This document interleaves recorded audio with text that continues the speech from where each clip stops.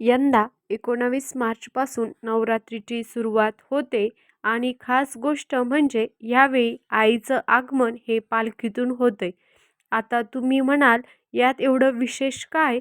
पण शास्त्र सांगतं की देवी जेव्हा पालखीतून येते तेव्हा ती आपल्याला एक इशारा देते. जणू आई म्हणते, सावध व्हा, वेळ थोडी कठीण असू शकते.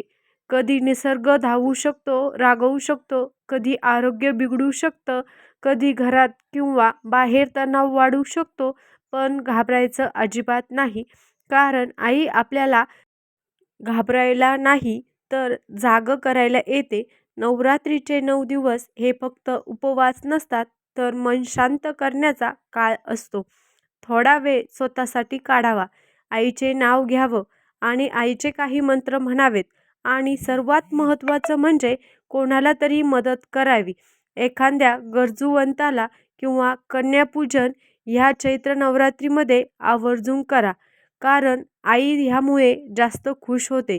कारण जिथे दया आहे, प्रेम आहे, तिथे आईला प्रसन्न वाटतं. आणि खूप सुंदर गोष्ट, जर आईचं आगमन पालखीतून होत असेल तरी तिचं प्रस्थान हत्तीवरून होणार आहे.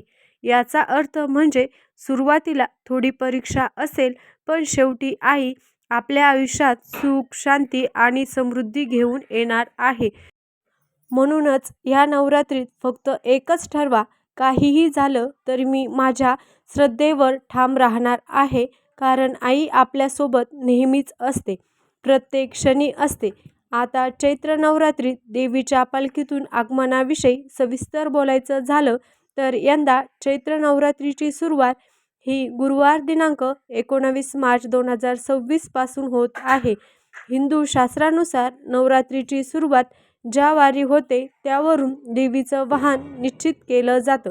2026 मध्ये नवरात्रीची सुरुवात ही गुरुवारी होत असल्याने देवीचं आगमन हे पालखीतून होणार आहे. ज्योतिषशास्त्र आणि देवी भागवतानुसार देवीचे प्रत्येक वाहन विशिष्ट संदेश किंवा फळ देऊन जाते. पालखी किंवा डोली हे वाहन सहजता, अस्थिरता किंवा मोठ्या बदलाचे प्रतीक मानले जाते. जैसे नैसर्गिक आपत्ती, देवीचे पालखीतून आगमन म्हणजे निसर्गाच्या रौद्र रूपाचे संकेत मानले जातात. यामुळे अतिवृष्टी, भूकंप, युद्ध किंवा हवामानातील मोठे बदल होण्याची शक्यता वर्तवली जाते. त्याचबरोबर पालखी हे आजारपण किंवा महासाचे प्रतीक मानले जाते. त्यामुळे ह्या काळात आरोग्याची काळजी घेणे महत्त्वाचे आहे. एवढेच नाही तर देश-दुनियाच्या आर्थिक स्थितीवर चढ-उतार किंवा राजकीय अस्थिरता येण्याची शक्यता ज्योतिषांनी व्यक्त केलेली आहे. शास्त्रात पालखीच्या आगमनाला अशुभ मानलं जात असलं तरी भक्तांसाठी हा काळ साधना, संयमाचा असतो. संकट टाळण्यासाठी किंवा त्याचा प्रभाव कमी करण्यासाठी विशेषतः प्रार्थना आणि भक्तीवर भर दिला जातो. देवीचं पालखीतून आगमन म्हणजे आईने आपल्याला सावध राहण्याचा इशारा दिला आहे, असं समजून शिस्तबद्ध पद्धतीने जीवन जगणं फायदेशीर ठरू शकतं. जसं आगमन महत्त्वाचे आहे तसेच प्रस्थानही महत्त्वाचे असते. यंदा चैत्र नवरात्रीत देवीचे प्रस्थान हत्तीवरून होणार आहे. शास्त्रात देवीचे हत्तीवरून जाणे अत्यंत शुभ मानले जाते. कारण हे प्रस्थान सुख, समृद्धी आणि चांगल्या पावसाचे प्रतीक मानले जाते. देवी जाताना धन, धान्य आणि समृद्धीचे आशीर्वाद देऊन जाते असं म्हटलं जातं. आता यंदाच्या चैत्र नवरात्रीचा शुभ मुहूर्त बघूया.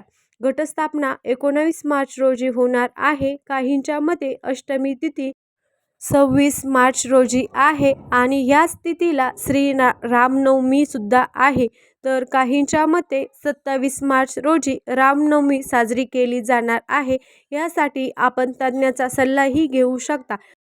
घटस्थापना करण्याचा 19 मार्चचा शुभ मुहूर्त आहे सकाळी 6:52 ते सकाळी 7:47 हा प्रथम मुहूर्त आहे. शिवाय अभिजित मुहूर्त दुपारी 12:05 ते 12:53 असणार आहे.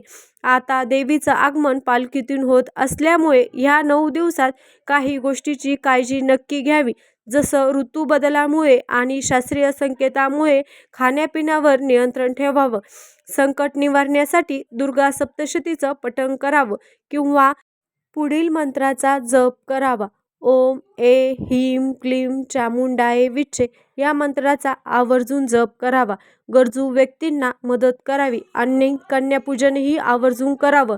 तर ह्या संपूर्ण माहितीतून असं लक्षात आलं असेल की जरी सुरुवातीला काही आव्हान दिसत असली तरी देवीचं प्रस्थान शुभ असल्याने वर्षाचा शेवट हा सकारात्मक असेल. चैत्र नवरात्री तुमच्यासाठी खास आहे का? चैत्र नवरात्रीमध्ये तुम्ही कोणत्या विशेष गोष्टी करता हे कमेंट करून नक्की सांगा. अशाच प्रकारच्या माहितीपूर्ण व्हिडिओसाठी आपल्या चॅनलला सबस्क्राईब करा आणि बेल आयकॉनवर क्लिक करा, म्हणजे आपल्या चॅनलची नवनवीन व्हिडिओचं नोटिफिकेशन तुम्हाला मिळत राहील. व्हिडिओ आवडल्यास लाईक आणि शेअर करा. धन्यवाद.